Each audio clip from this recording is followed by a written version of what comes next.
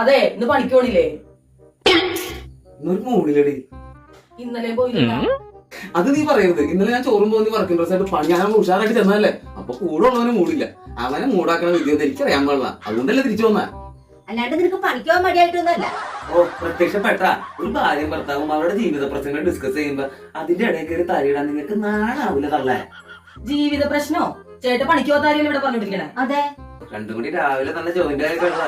എന്റെ ദൈവമേ, 35 വർഷം മുമ്പ് ഒരു ഇടിവെട്ടിയതിന്റെ അനന്തര ഫലമാണിവൻ. അത് പറ.